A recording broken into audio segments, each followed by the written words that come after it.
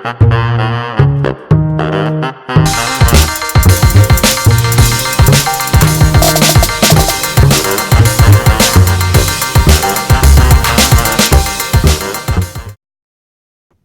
back to another episode of You've Been Schooled. I'm Andrew. I'm Devin.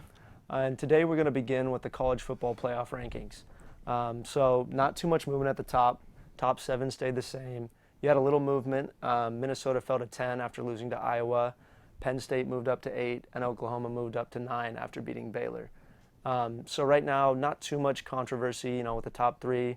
They look like they're on a pretty good path to the college football playoff.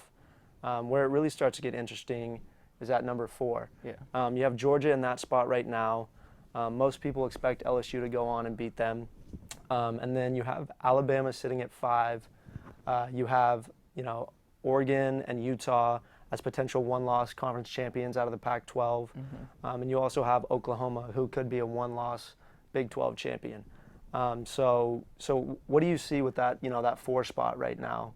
How do you think it'll play out? Yeah, I mean, a lot of these games are kind of going to play themselves out. You've got this weekend Ohio State facing Penn State, and obviously Oregon and Utah are on a collision course to meet in the Pac-12 championship game. But I think right now, when you look at it, I think that 4th spot, given that Georgia will have to play LSU in the SEC championship game, I don't see them winning that. I think it's kind of between Alabama and Oregon right now. And I think given with Tua Tagovailoa's recent season-ending injury, I think you have to roll with the Ducks, especially if they can beat the 7th-ranked team in the Pac-12 championship game. I mean, they've gotten significantly stronger every game throughout the year since their Week 1 loss against Auburn. And albeit they didn't look good then, they've had some injuries. These guys are coming back, and they're looking stronger and stronger by the week. I think the eye test supports them over Alabama without Tua, and I think their strength of schedule will ultimately be better than Alabama's too. I think they get the spot.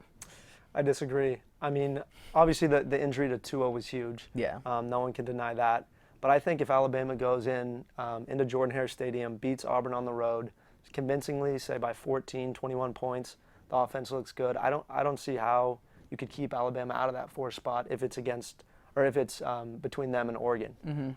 Oregon lost to Auburn. That would be a common opponent. And Auburn was trotting out a true freshman quarterback in his first start, and they still lost, with Justin Herbert, the potential top 10 draft pick. So I don't see how you can excuse that loss if Alabama goes on to win. And then you look at some of the other teams. Oklahoma, they lost to Kansas State. That should automatically eliminate them. I don't care what they do. Yeah. And they had a close victory over Iowa State, who's not a tremendous team by any stretch of the imagination. Even the comeback against Baylor last week. Yeah, even they could have lost then too. Yeah. You look at Utah also.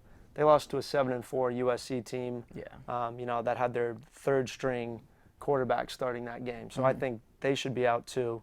So I think it's really going to come down to Oregon and Alabama if everything plays out the way we think it's going to. But as you mentioned, there could be a lot of chaos that ensues. If Clemson loses a game, Ohio State loses a game. Yeah, you think about if Georgia beats LSU in the SEC championship game. I mean, you've got them as a one-loss team, Alabama as a one-loss team, Oregon potentially as a one-loss team. Yeah. You could potentially have Minnesota beating Ohio State and winning the Big Ten. And yeah, if they win out, I'd say they get to the playoff. They gotta get their way into there. But I mean, there's a lot that's gonna happen over the next few weeks, and I mean, starting this weekend with Penn State, Ohio State on Saturday, I think that's gonna be a phenomenal game that's gonna have a lot of impact on what's gonna come in the next few rankings. Definitely. And I think no matter what happens, I think whoever gets in that 4 spot, there's going to be a lot of people upset around the country, certain fan bases, and it's going to be a really controversial pick. So oh yeah, 100%. We'll just have to see how the committee, how it plays out with the committee. But moving on to another controversy, the Houston Astros have been accused of electronically stealing signs from opposing teams during their 2017 run to the World Series. Apparently, they had a camera in center field that would pick up the signs, and they'd relay that to the dugout, who would then make a loud banging noise if a changeup or an off-speed pitch was coming. And if these allegations are true, which they look like they are from all the video that we've seen, yes. There's got to be some severe punishment for this. What do you think would be a good punishment?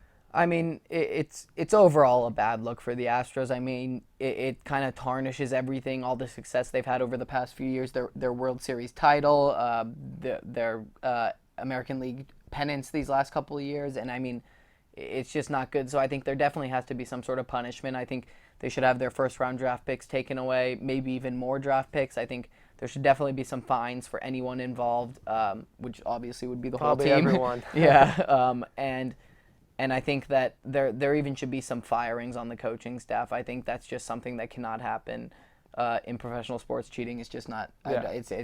It's not cool, and, Yeah, I and I agree. think that there's definitely should be some sort of punishment. Yeah, I think maybe even on top of the things you've mentioned, just vacate the World Series title.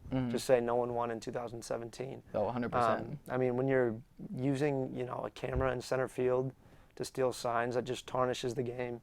You don't deserve to keep your World Series ring at that point. I think it was just terrible on the Houston Astros part, and it was a really weak move. And they didn't even need to do it. I mean, if you look at their lineup during 2017, it was already the best lineup in baseball. There was no reason for them to do that, and I think they need swift punishment, from the MLB. Definitely. Yeah, and moving on to our last story of the day, the Colin Kaepernick workout. So for those of you who haven't heard, Colin Kaepernick was supposed to have a private workout with the NFL this weekend. 25 out of the 32 teams were going to meet at the Atlanta Falcons practice facility to watch him. Yes. And, it was all set up. And right before the workout, a few hours before, he said he wanted to move the workout to a high school, like 6 hours away, so he could broadcast it himself. He didn't want it to be a private workout. Yeah. And some people were really upset about this because they thought it was just more antics on his part. What did you see? Yeah, I mean, I think it's just a bad look for him. I mean, he's always said, I want to get back into the league. I really just don't think he wants to play football anymore. I think this is very political for him, and the NFL has given him a chance. The teams were going to give him a chance, and he kind of changed it into his own political agenda. He's controlling the narrative by himself, and I think that's kind of how it's always been throughout the last 3 years.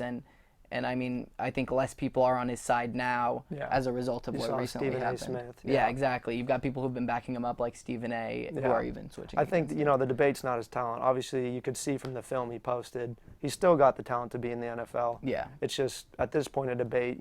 Does he really want to be there? And we'll see how that plays out. Definitely. But thank you guys for listening, and we'll catch you guys next week on You've Been Schooled.